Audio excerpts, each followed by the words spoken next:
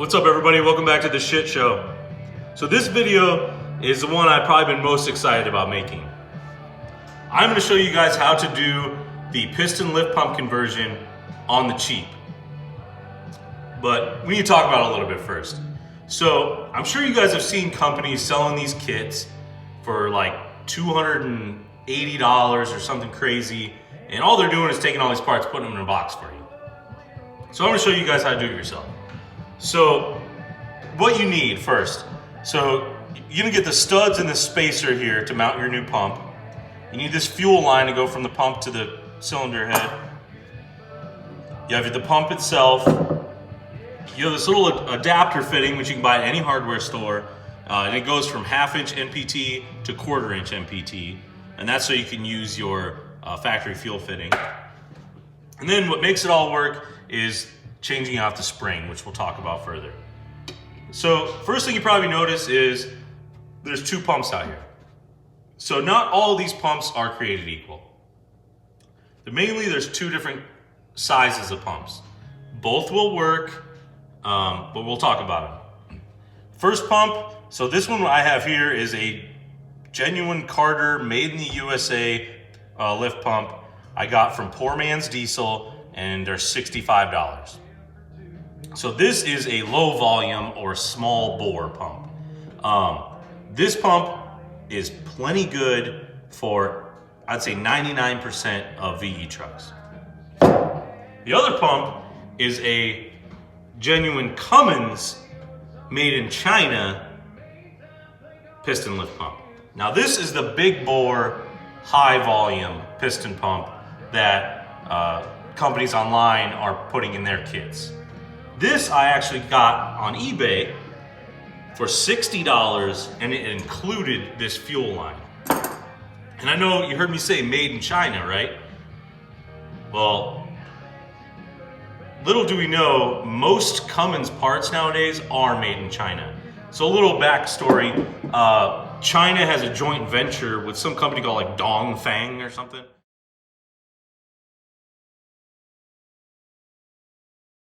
You've probably seen DCEC, and that's Dongfeng Cummins Engine Company. And that was basically Cummins' way of making parts in China legitimately. So don't freak out when you see DCEC or a bunch of sticks and lines on your box and made in China on your pump. So the pumps that I've found that have the big bore are the Cummins ABFJV made in China pumps. And I'll put all these part numbers in the description, and you guys will see exactly what I'm talking about on how to differentiate between the two. So how do we make it all work?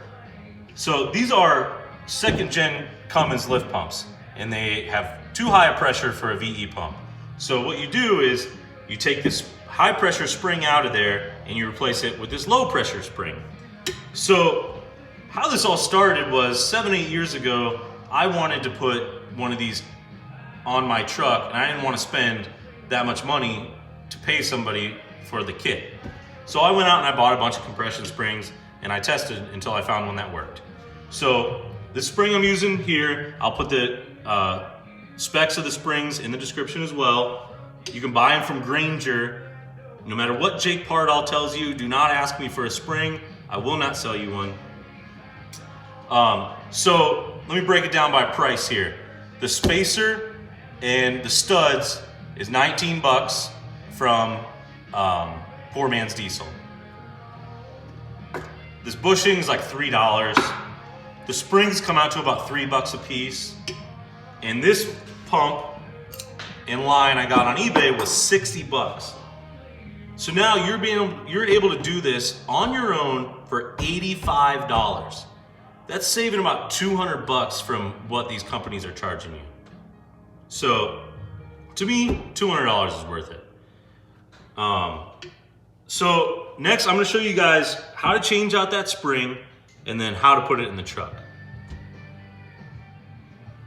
So like I was saying, we gotta change this spring out of here to make it safe to run for a VE. So you just unscrew this fitting here, pull that old spring out, put our new spring in. And this will drop the pressure to about 15 PSI.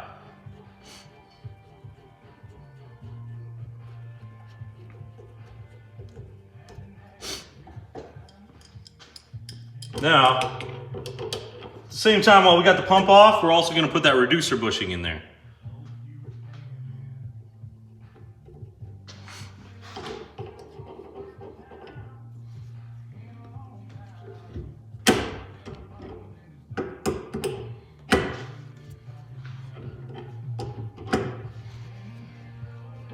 All right, simple as that. It's ready to go on the truck. Here is our stock diaphragm style lift pump. So the reason we get rid of those is they're weak. You can suck those things dry faster than Evan Cook's mom on a Saturday night. And when they fail, they're prone to pumping fuel into the crankcase, and that can fuck up your engine. So we are gonna get rid of it. So what we gotta do is we gotta undo the fuel inlet, and undo the fuel line that comes up to the cylinder head, and then we can pull the pump off the engine.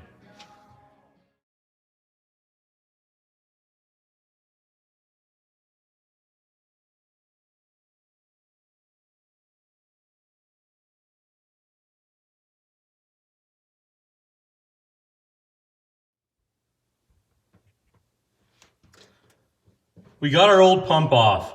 One thing we got to do before we put the new pump on is directly above where the pump mounts is some insulation that is on your tappet cover.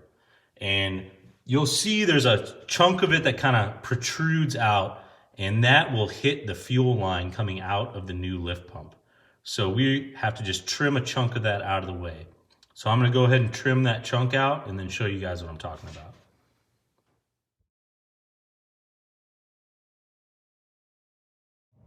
So we got that insulation cut out of the way. We got our gasket surface cleaned up a little bit. Now we're gonna throw on the studs to mount the pump and our new gaskets and spacer.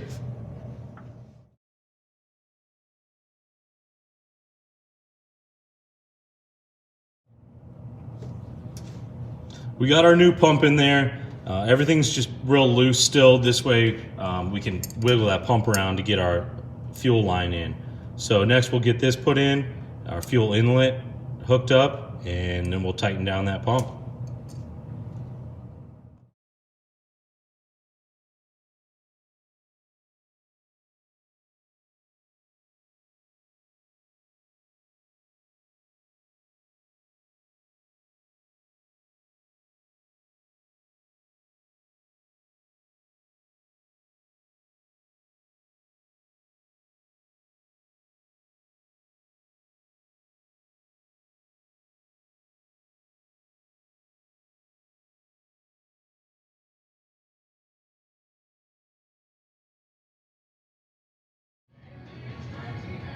Well, we got everything put back together.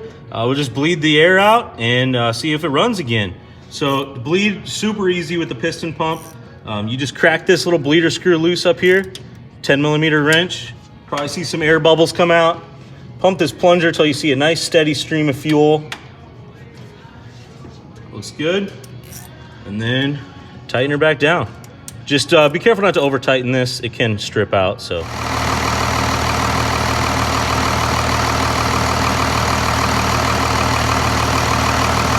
That's it, guys. That is the piston pump conversion. So let me know what you guys think in the comments and subscribe to the channel, and we'll be back next time. Thanks.